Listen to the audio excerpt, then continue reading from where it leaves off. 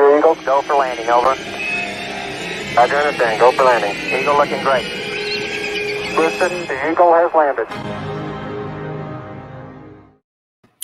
Hello, everybody, and welcome to another episode of the Storytellers. Today, we're going to talk about Batman. If you don't know, if you're tuning in for the first time, and some of you are watching on Twitter, perhaps, because that's a new thing here with StreamYard. My name is Graham Nolan. I am a huge Batman fan. I have some history with Batman. I illustrated him for over 6 years, co-created Bane with my pal Chuck Dixon, and I have some definite opinions on Batman. And I thought we would talk about that today. And I can tell you right now that some people are going to be angry at what I have to say. So let you be forewarned. Let me just say hello to some of the folks that are popping into the chat right now. Got a few people here. Dr. Masks, Retro Elixir says, "Hail Graham, hail chat, hail Batman." JP Roca asks, "What's good?" The Normie Nerd is here too. I haven't seen him in a while. He says, good evening. Cisco Beast, yo. Dan Genovese, he's here. Llama Gigante, what makes a good Batman character? Batwang, okay. Dad's Den of Pop Culture, GJ Martinez. I'm already angry, LOL. That one just might be the win. Johnny Rando is here. He said, "Hey, Johnny." Vaughn Coleman is here. What are your favorite Batman works, and what was your earliest? I'm reading a lot of your stuff before our interview. The first detective I did was Detective 650. That's my earliest one. I actually drew Batman in Power of the Atom too. So this is the first time I got to draw him. JP Roca says, "Please say you hate Batman the Animated Series and Batman the Dark Knight." I don't hate the animated series. I love the animated series, and we're going to talk about it too because they got it right, and I'll explain why. Fritzy Schnitzel is here too. He says, "Hey." Okay, so first off, I grew up with Batman. When I was I was of age that when the series, the Adam West series came about, I was that perfect age, you know. I saw it in the first run, and I fell in love with that TV show and with Batman at that time. And from that moment on, you know, I really wanted to do comics. I wanted to draw Superman and Batman. Those were my two favorites when I was little because I could watch the Batman TV show and The Adventures of Superman. And to this day, I still love those two shows. Even when I look at them with a critical eye, they got so much right. Now, I showed that sequence from the Batman 66 movie with the boat because I love that sequence. And it still holds up. You know, outside the context, if you didn't know the context of anything else in that story and the goofiness of the TV show, what you're seeing is Batman and Robin determined. You know, they hop out of their car, they get on the pole, they go down to the boat, they fire up that Glastron engine, and bam, they start flying across the water with all that power in the bright daylight. Yes, of course. But that aspect of Batman is great. You know, determined. You know, focused. He's out there to get the bad guys. And that stuck with me as a little kid. Now, the comics of that day, you know, were those goofy. They weren't that goofy actually, because the new age came in, the Carmine Infantino age, with the yellow circle and all that kind of stuff. The new look, as it was called, and it was much better than the goofy 50s crap. And by the late 60s, we had Denny O'Neil and the forgotten Frank Robbins, who were writing mystery and detective stories. And of course, with the advent of Neil Adams, bringing Batman back to his Bob Kane and Bill Finger roots. The problem with a lot of the interpretations of Batman today is that everybody thinks that it's about revenge, and nothing could be further from the truth. The aspect of Batman that makes him a hero is his sacrifice. He's not about revenge. He's on a Galahadian quest to eradicate crime. He doesn't want to see another person suffer for what he went through. And his job is to bring bring justice to the victims of crime, and to see the perpetrators punished through the legal system. And that's what separates Batman from characters like the Punisher or even Wolverine. And we're going to touch on that subject because it became very evident in the 90s when we were doing Knightfall.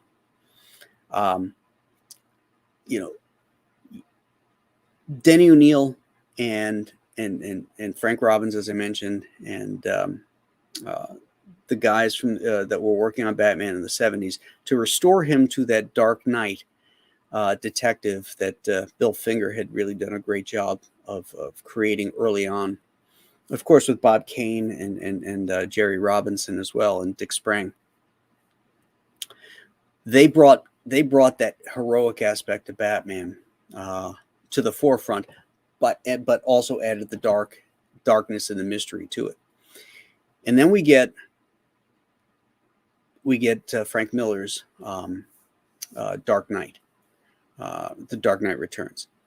And in 1986, when that book came out, it was a landmark book. It changed everything.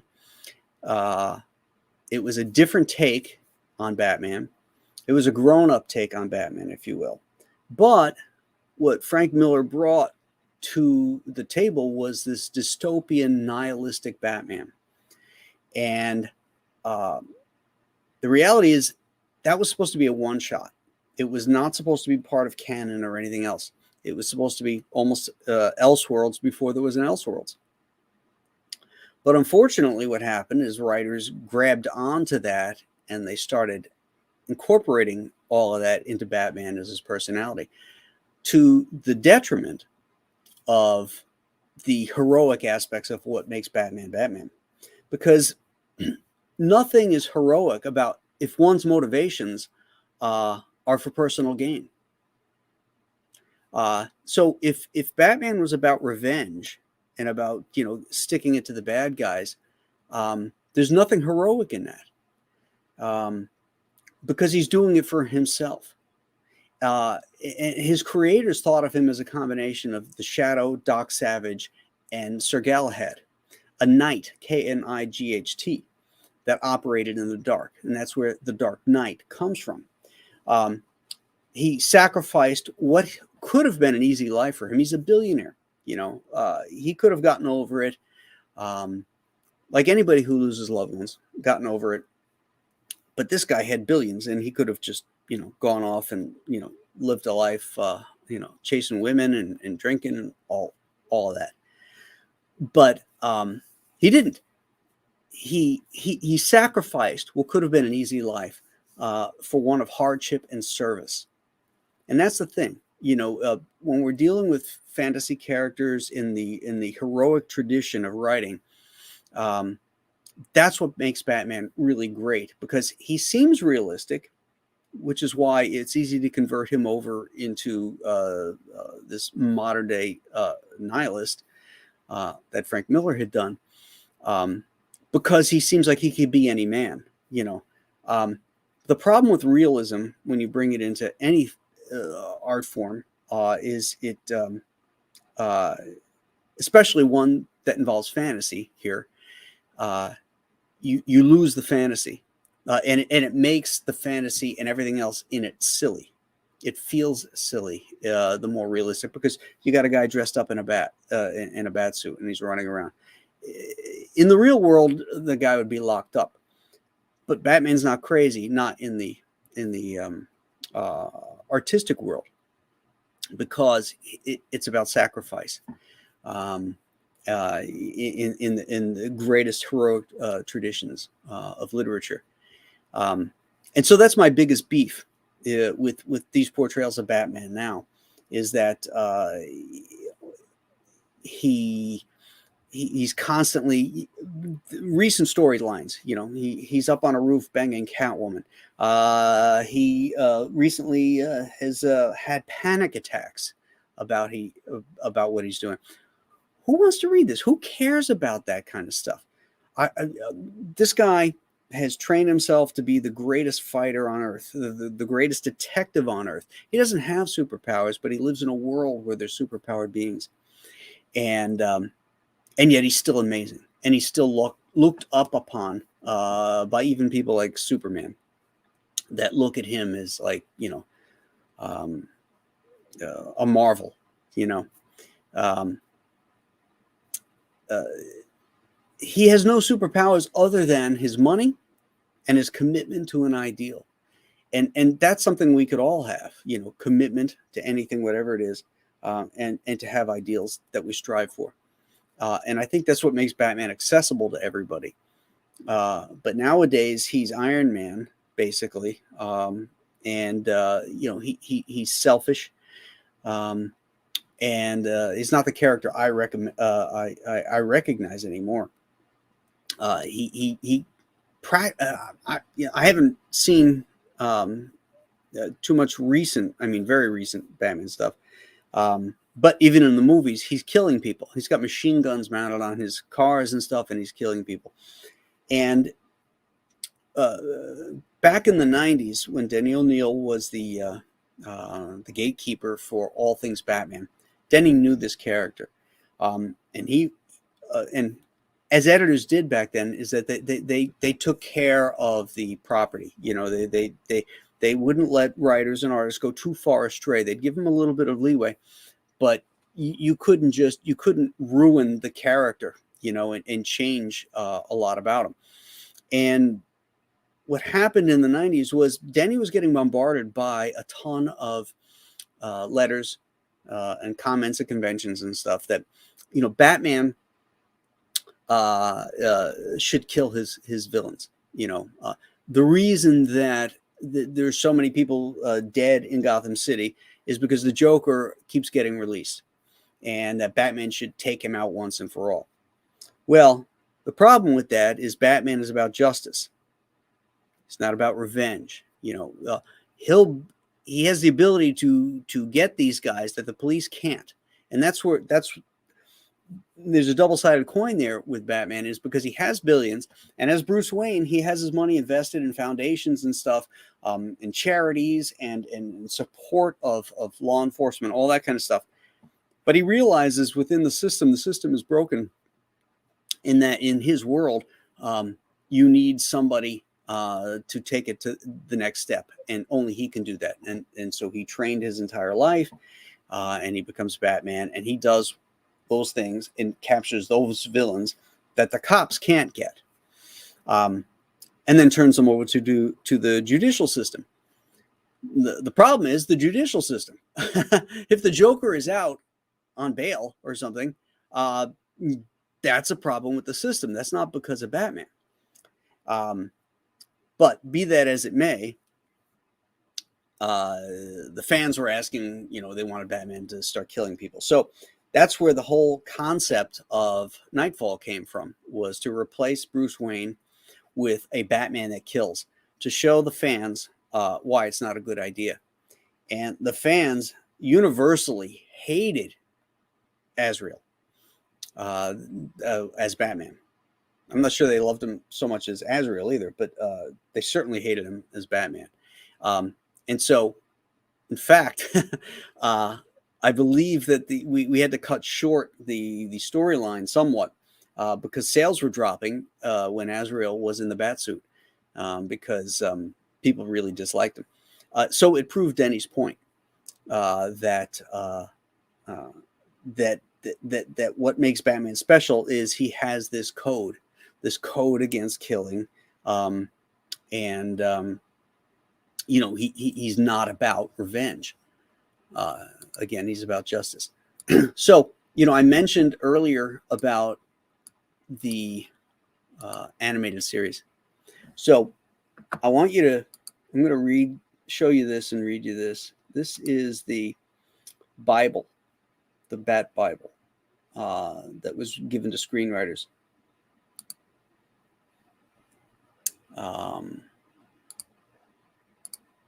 For the animated series.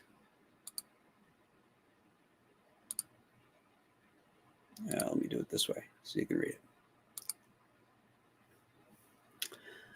So, the Batman will be portrayed as Gotham City's grim avenger of evil. Appearing only at night, he will use his sophisticated gadgetry, shrewd detective skills, and frightening image to combat Gotham's criminals. He will speak only when necessary and only in short, terse sentences. This is interesting here. Although mistakenly viewed as a vigilante, he's not a vigilante. He is not the Punisher. The Batman is bound by a code which forbids killing. He may terrorize a criminal by hanging him over the ledge of a building, but he'll never lower himself to a criminal's level and murder. That's key. We can skip over some of this other stuff. Fear is one of the Dark Knight's most powerful weapons, and through his mysterious persona, he is able to cultivate an almost superhuman image of himself. Through sheer physical speed, a bat-shaped hang glider, and sophisticated weapons such as the batarang and smoke grenades, he perpetrates the image of an invincible foe, a mysterious figure seemingly impervious to bullets, able to fly and capable of appearing out of nowhere. So, the thing about Batman, too, is that he's feared by the criminals, but he's not feared by people, by the regular people. There was a great scene I'm not a huge fan of the Christopher Nolan movies, but in the first one, Batman Begins, there's a scene where he's on not a scaffold, but fire escape, and a little boy is there and sees him. And it's a great little exchange. Like, the boy is not afraid of him because he says, "Oh, it's Batman," because good people don't have to fear Batman, but bad people should quake in their boots. So this is the outline for Bruce Wayne. And this is one of those things that, I had been saying for years before the TV show, before this show, and I find it right here in the Bible. Well, let's see, where is it?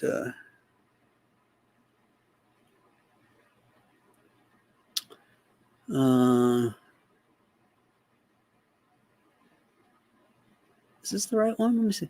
One thing I will have to stress when I say my,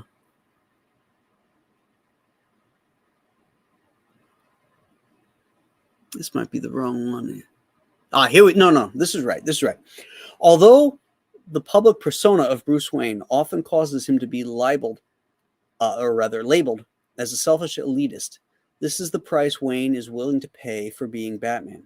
He is not a man haunted by the ongoing trauma of losing his parents. He has exorcised those ghosts by becoming Batman. Bruce Wayne has sacrificed his public life for a private life of crime fighting. Ultimately, he is more comfortable as the Batman, and that is who our series is about. Yeah, the foppish Bruce Wayne, the elitist Bruce Wayne is all up. That's the disguise, the Batman is the real person. That's who he has become. And everything he does revolves around that. Because again, it all comes down to this man heroically sacrificing an easy life to do what's right, what's good. This, as I said before, a Galahadian quest. It's almost, Man of La Mancha-esque, if he was, out of his mind, but he's not, chasing windmills. But in the case of Bruce Wayne, he's not. And what he does is pure sacrifice. And that is what makes him such a great character. the way he's portrayed in films today and in the comics, the ones that I've read and seen, is that he's he's selfish. Um, he's violent to the point of he's not much better than the criminals. Um, he's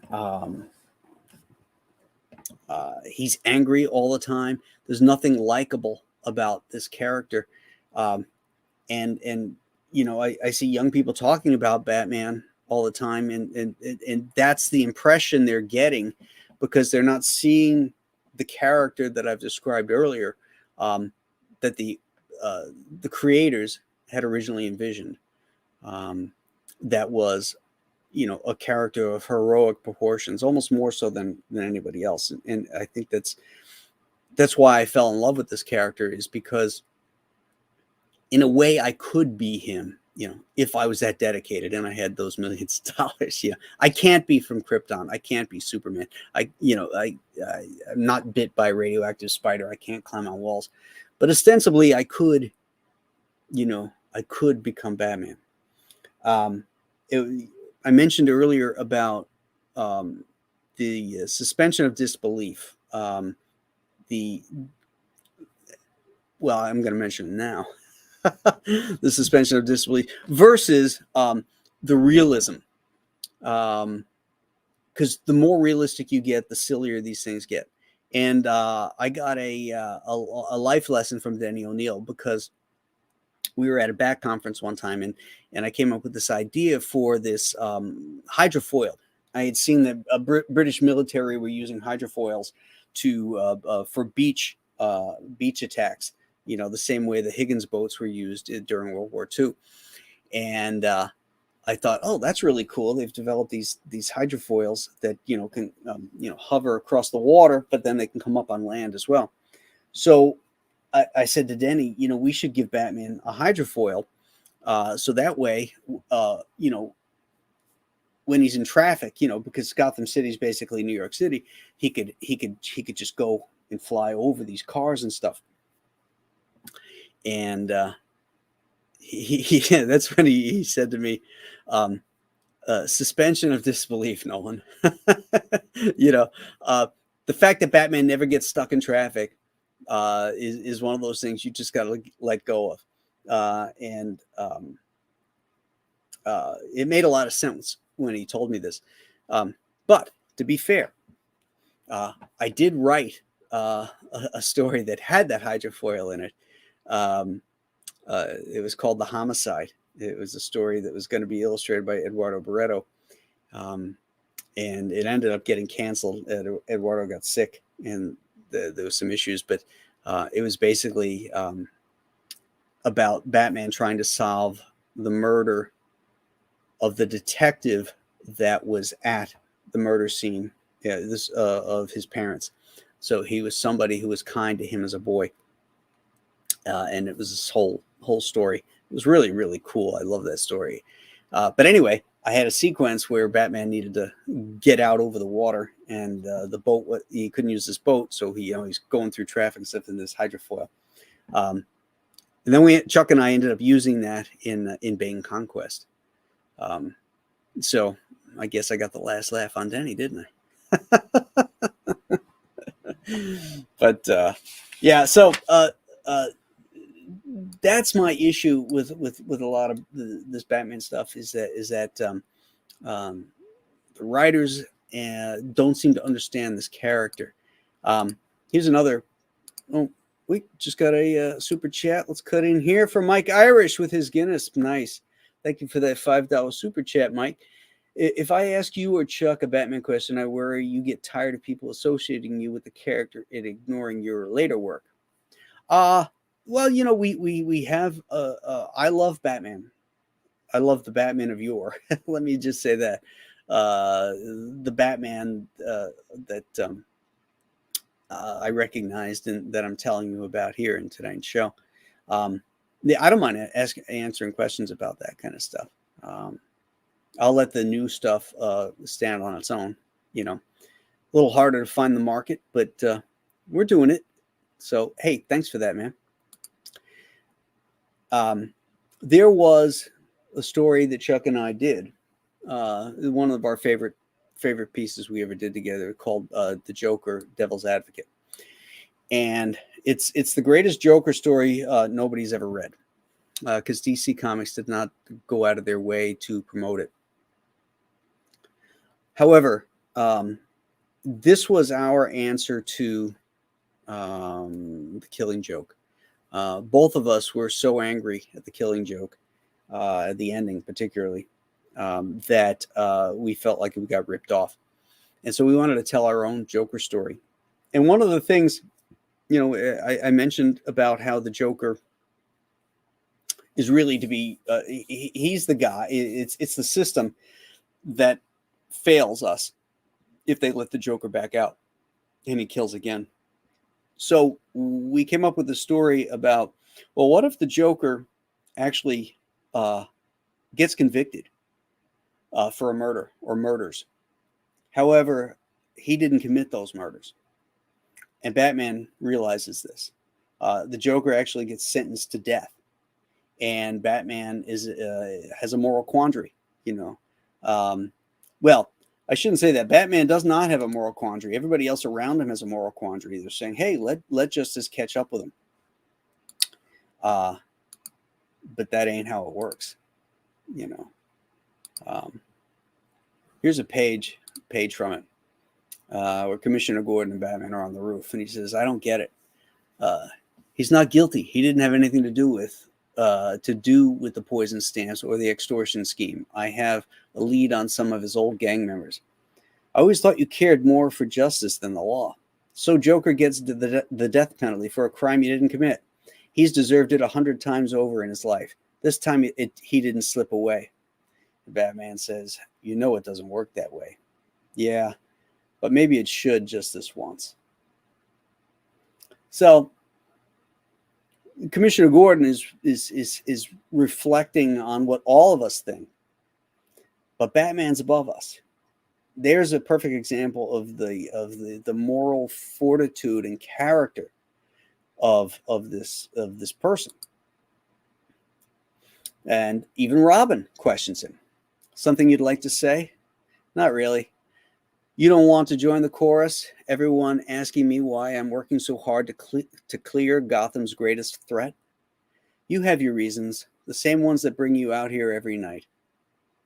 Batman smiles, and the two of them jump off the roof. So what's on for tonight? I love that sequence. That's so great.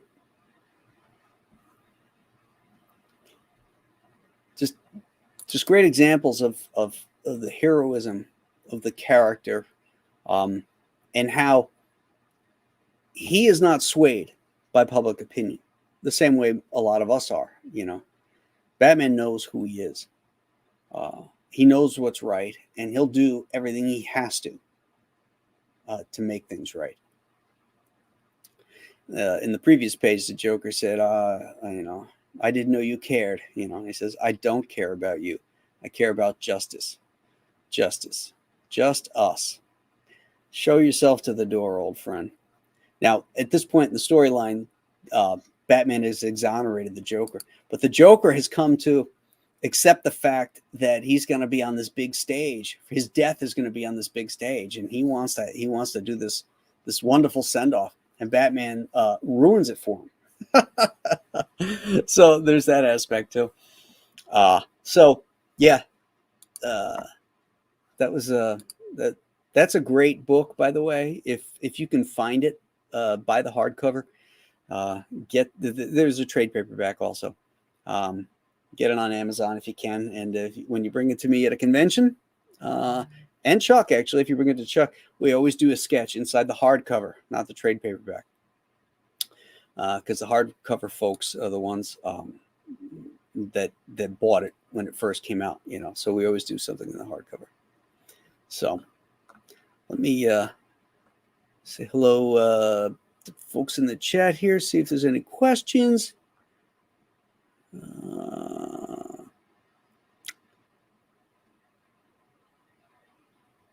Okay, here we go.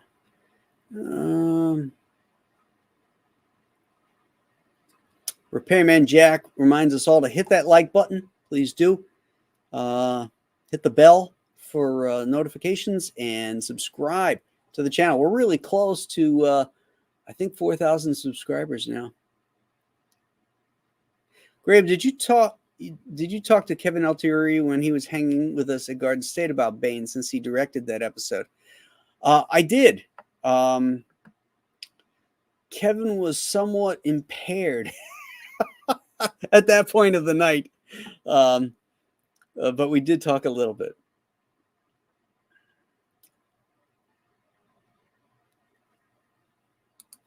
I love the Batman the Animated Series. My wife found this cool website where they have literally every cartoon you can imagine.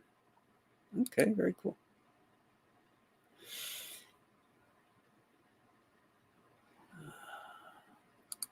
Dr. Mask is reminding everybody here to go back Joe Frankenstein.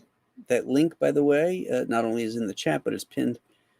Actually, no, Ghost of Metacumba Key is pinned at the top.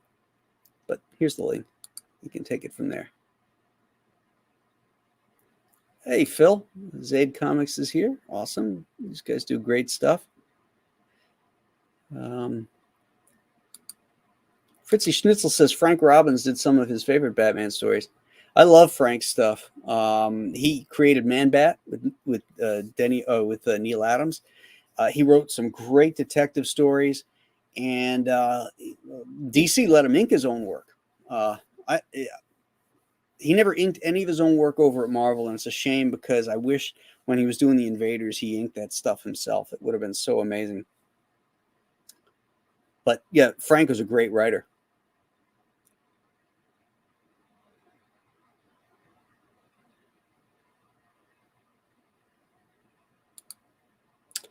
Larry Poppy. I think nowadays square characters are perceived as not cool enough, so they try to make Batman edgier. He's kind of like Cyclops and other Boy Scout characters, really. Yeah, well, I disagree with the term Boy Scout characters. It doesn't make you a Boy Scout to have a moral code and to have things to strive for. And to do the right thing doesn't make you a Boy Scout. You know, Batman, a Boy Scout wouldn't hang somebody out of a window ledge, you know, but Batman will. But Batman won't go the extra mile. He won't kill you.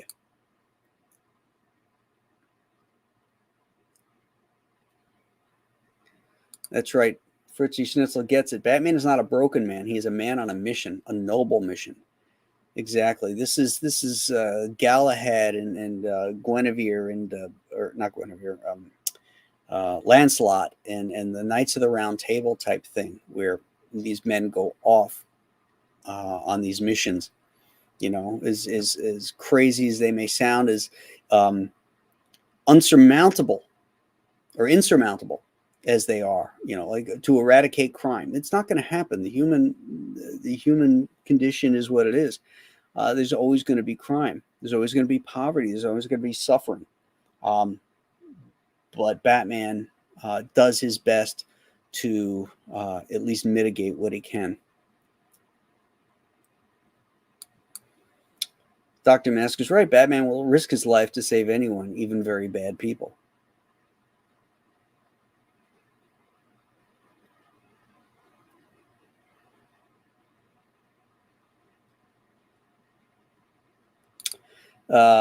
Dad's Den of Pop Culture says, I would almost argue that it was a less mature take on Batman rather than more mature. Yes, he's referring to The Dark Knight. Certainly a populist view, perhaps.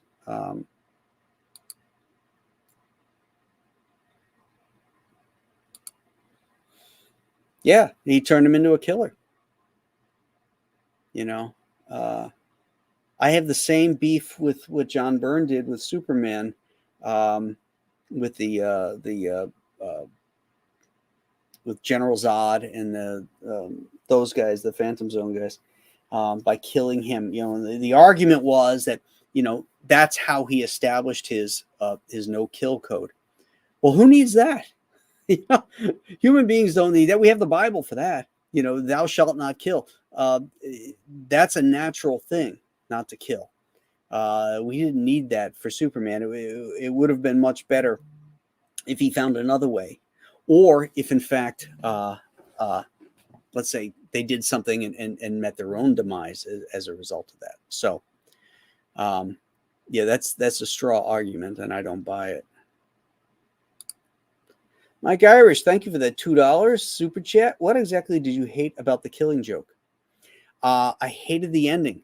The build-up was so incredible. It was horrible. It was awful.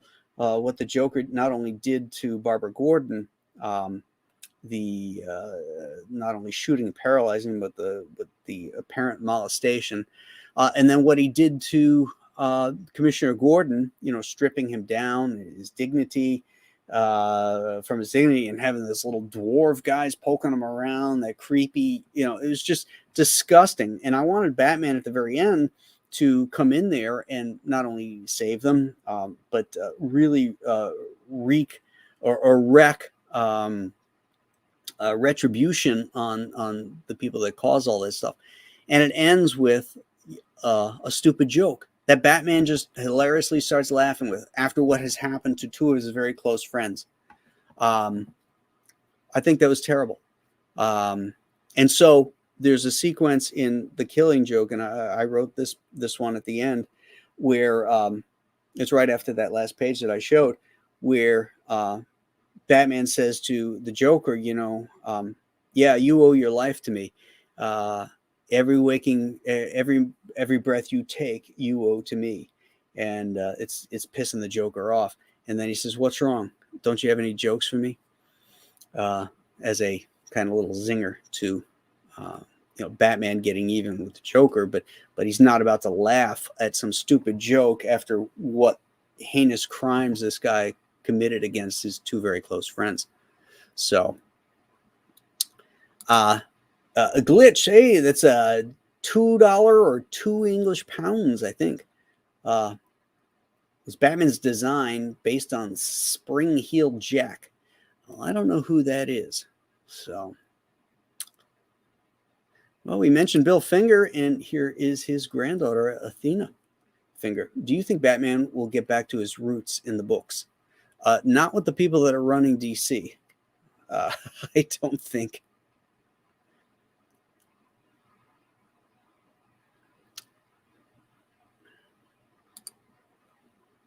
Leg Kick One, thank you for that $2 super chat. What was your favorite aspect of Batman? My favorite aspect of Batman was his resilience, well, no, I take that back. Was his detective skills. I love that. There's a story that Athena's grandfather wrote in Batman #5. And it is basically about the greatest detectives in the world gather for this conference. This is when Batman could go out in public and stuff in his costume. And they all gather at this thing. And the greatest detective of them all was this guy named Dana Dry. And he was this old guy. And he's about to speak. And in this room of the world's greatest detective, he's shot. And he's killed. And there's a window behind him. And there's no buildings around. There's nobody at the window, and now all the greatest detectives that are there have to figure out how this guy had died. And they all go off, and they're all chasing leads and all that kind of stuff. And at the very end, it's Batman that figures it out. Batman he finds out that Dana Dry was dying of cancer. And so he was giving a mystery as a gift to the greatest detectives, the mystery of his death. And so he set up a flintlock outside the window with a magnifying glass so that at a certain time when the sun hit that magnifying glass, it would send the sun through the magnifying glass, hit the powder in the flintlock, and fire it. The bottom of the flintlock was weighted, so when the recoil from the shot went off, the flintlock tumbled out and landed in the creek or river or whatever it was below. So nobody knew it was there. And Batman discovered all that. But then he also discovered in Dana Dry's diary that Dana Dry knew that Bruce Wayne was Batman. and always did. And he never revealed it. And so Batman, when they all gather to say who's the murderer, they all say, I don't know, I don't know. And when it gets to Batman, he says, I couldn't figure it out. Love that story. This is going back to 1940. Let's see. Batman #1 came out in 1940. This is number 5. So it's probably 1940 that this story came out. It was reprinted in one of those collector's editions. And I read it as a kid, and that thing still stayed with me. And when I got a chance to design Wayne Manor and the Batcave and all that stuff, I did all this stuff for our Bat Bible that all the artists were to use. I paid special attention to the trophy room and laid out all these cases of trophies. And one of the cases in there is this diary that's opened up, and it's the diary of Dana Dry from that Batman story.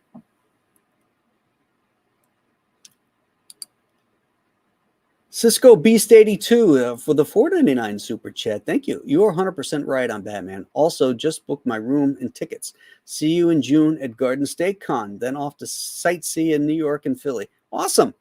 That's going to be an awesome show. There's a lot of great CG friends that are going to be there.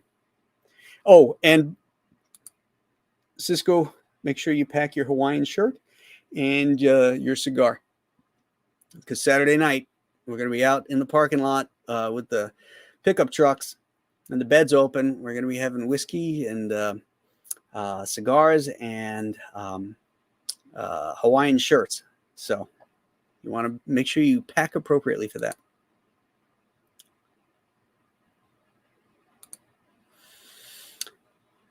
Santiago Pelagros wants to know, do you think Byrne's Superman run worth to read? Back then, only read Justice. Yeah, the Byrne Superman run is great.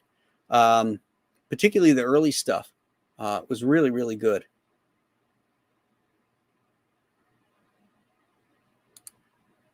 Max Santiago for $2 super chat wants to know, was raising Dick Grayson Batman's greatest victory? Could be.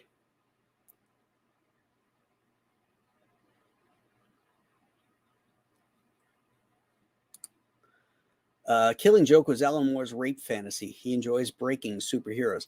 And that's how it came across, too, I have to say. There was all this kind of like really freaky, what's the word I'm looking for? What was that guy in Pulp Fiction? The Gimp. This was like this sort of Gimp stuff,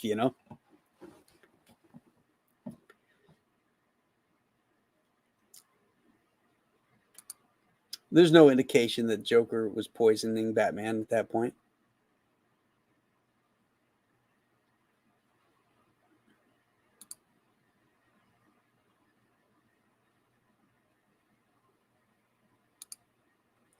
Do you have an opinion on Bruce crying in Detective Comics 439 Night of the Stalker? That's an awesome story. My teacher actually was one of the co-writers of that. I think it was his idea. It was either his idea or Neil's idea, and then he wrote it. Sal Amendola. I thought it was over the top with Bruce, as a grown man crying in front of his parents' painting. But Sal always had that opinion of Bruce Wayne, of Batman, that he was crazy, that he wasn't all right in the head. And I always argued that with him. I said, he's completely right. He knows exactly what he's doing. It makes sense for what the story he wrote. But yeah, I didn't, I don't agree with it. The other aspect of Batman that I love is his escape artist. There is a story, The Demon of Gothos Mansion, that was written by Neil Adams. No, jeez, I got Neil on the brain. It was written by Denny O'Neil, and it was drawn by Irv Novak and Dick Giordano.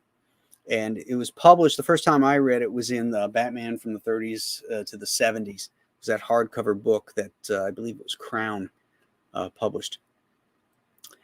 And in that, Batman gets captured, and he's put on this stone, and the stone is sinking.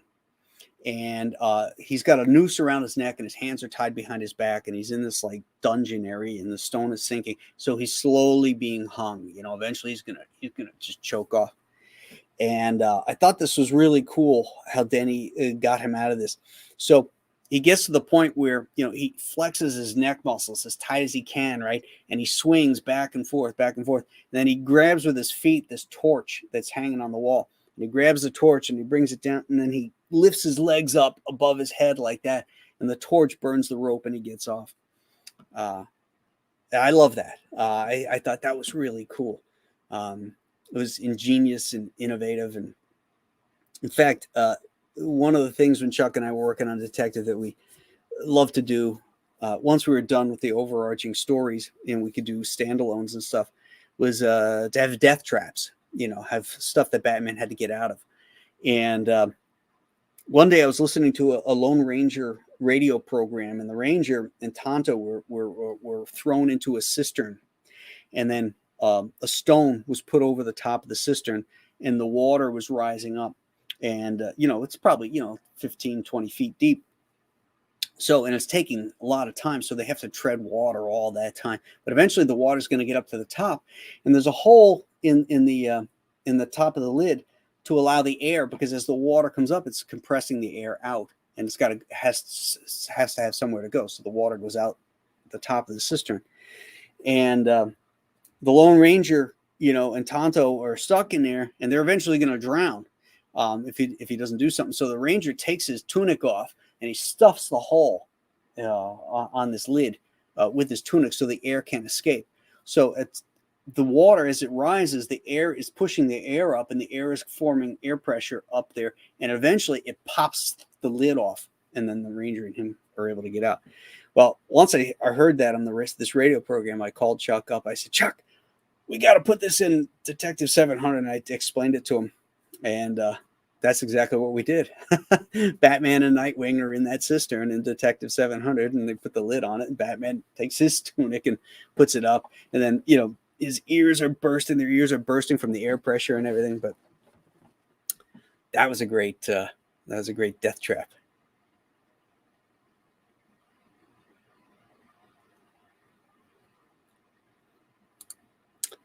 At the end of the killing joke, Batman is laughing because he finally gets the Joker. He is in on the joke, and then he kills him. Again, that's an assumption that I didn't make, and I think people make that assumption maybe on stuff that what's his face more said in interviews or something, but that does not come across in the storytelling at all.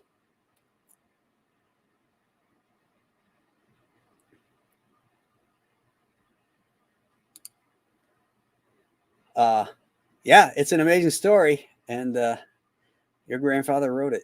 You should check it out. It's in Batman #5, I believe, which is very expensive. So buy the collector's edition, the old from 1974. It's in that.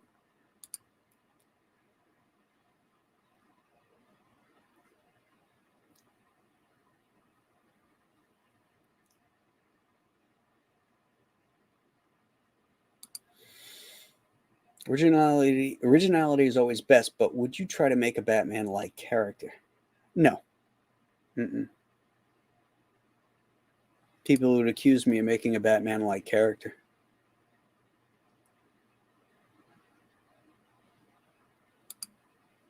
Mead?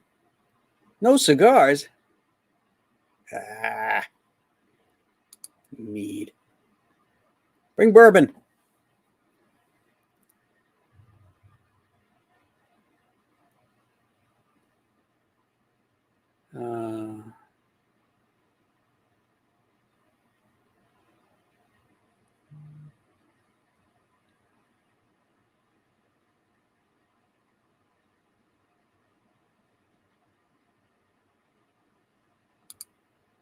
I don't know what book you guys are reading, but I didn't see him throw anybody off the roof.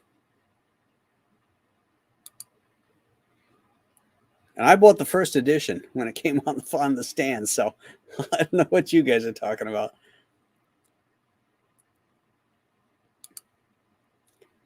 Night of the Stalker was awesome because it made Batman genuinely terrifying, a force of nature that cannot be stopped. Less than paranormal, but certainly more than human. I agree.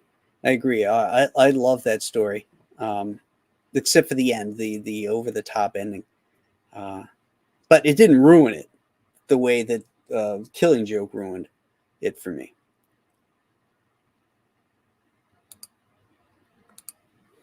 Tech 700 is fantastic. It was a big budget action movie. It does read like that, doesn't it?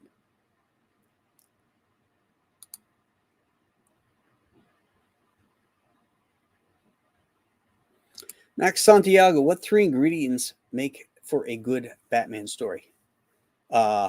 Mystery, a death trap, and a mystery, death trap, escape, and action.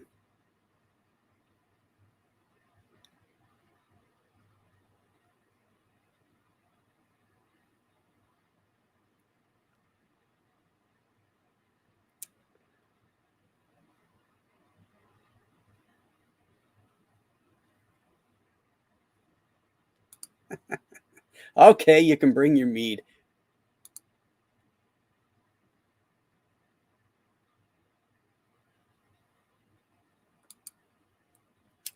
Graham, do you think multiple Robins weakened the Batman brand, made Dick Grayson less important, and made Bruce into a guy who puts teenagers in danger unnecessarily? I think Batman needs Robin, particularly from a writing sense, because Batman's more of a loner, and he needs Robin to humanize him and to play off of. So he needs a Robin, and they got the best Robin with Tim Drake. Once they aged Dick Grayson out, nobody liked Jason, so which is why they killed him. He was he was just a bad character, so they needed to reboot him. And with Tim Drake, they got it right, and Tim was great. The problem isn't the Robins. The problem is Batman's ever-growing Batman family. I mean, I look at these books that come out today, and everybody and his brother knows Bruce Wayne is Batman. You got the Huntress, you got Batgirl, you've got Catwoman, you've got Alfred, you've got, I think even Commissioner Gordon knows now. I mean, it's ridiculous, the amount of people that know and that are in part of these stories. They're probably telling you stories because they've run out of ideas to help to tell a good Batman story. So they have to put all this other ancillary shit in there. It's like more ingredients does not make a better recipe.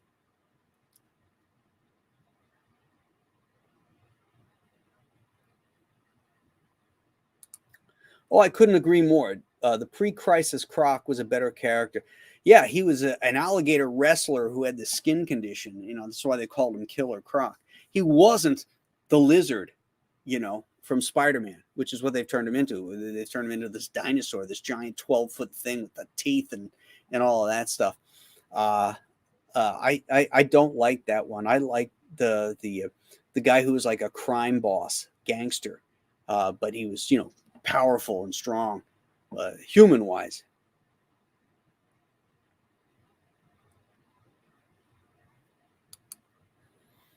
Dale A, blowing the lid off the cistern is one of my favorite Batman moments. Yes.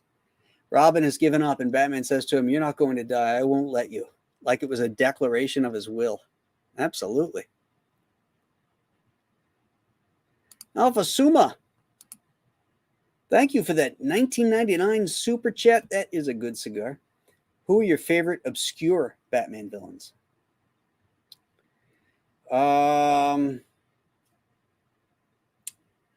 I thought Tweedledum and Tweedledee were kind of interesting. They were kind of freakish looking, the way Jerry Robinson drew them. Again, another Bill Finger creation. Catman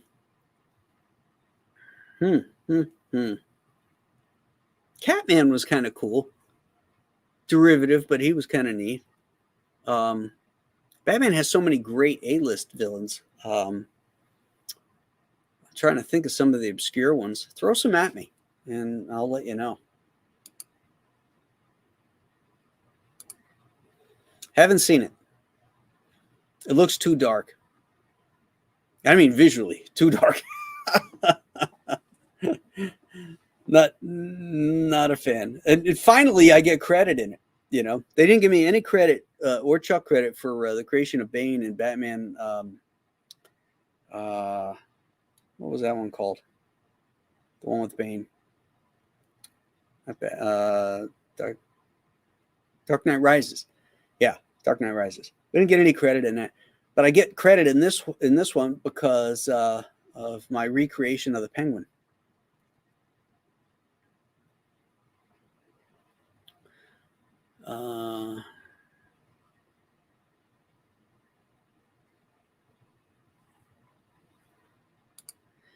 That was a good story. I had written a story back in the late 80s that was a sequel to that with the Mad Monk, and sent it to Archie Goodwin, but wasn't good enough.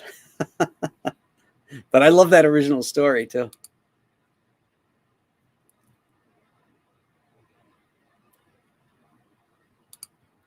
Oh, back to obscure characters. The original Clayface, the Basil Karloff Clayface, who was clearly, based on Boris Karloff. He was a horror actor. I love that story.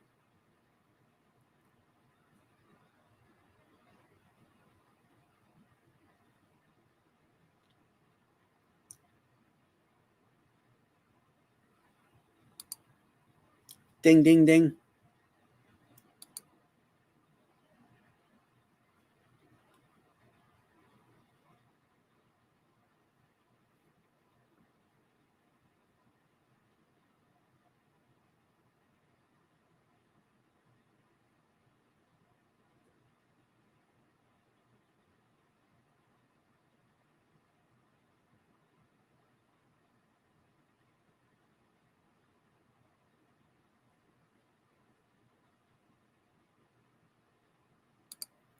Jerry Robinson drew a lot of things freakishly. Love Jerry's Batman stuff. Haha. The Penny Plunderer. Yeah, I love the Penny Plunderer. I drew, I wrote 3 stories for 3. It was supposed to be a whole series called Tales of the Batcave. And the first one I did was Dinosaur Island, which was Bill Finger and Dick Sprang. And I modernized that one. And then I took Finger and Sprang's The Penny Plunderer and modernized that one too. I love that story. Love both those original stories. Dr. Death, yeah, he was cool. Catwoman is overrated. Also, the relationship stuff, that over the top soap opera shit with Catwoman, just drives me absolutely crazy.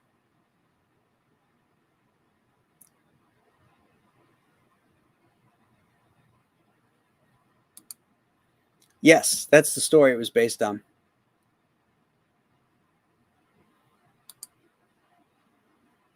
All those will do.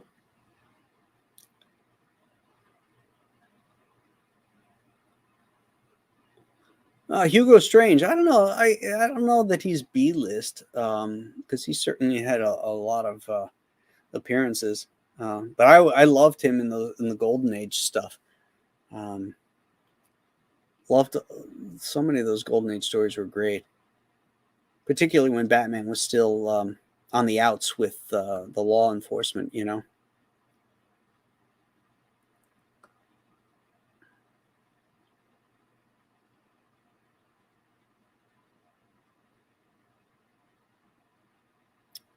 Okay, I think I got everybody here.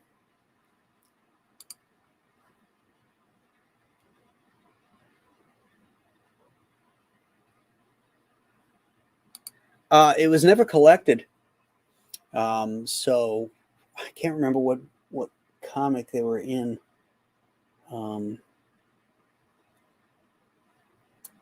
Yeah, you'd have to look them up. I don't remember what they were in, and they weren't collected. Though if you go to my Facebook page, I know if you go into my art folder, all the Penny Plunderer pages are there in black and white too, so you can read the story. I may have the Dinosaur Island one, but I'm not sure.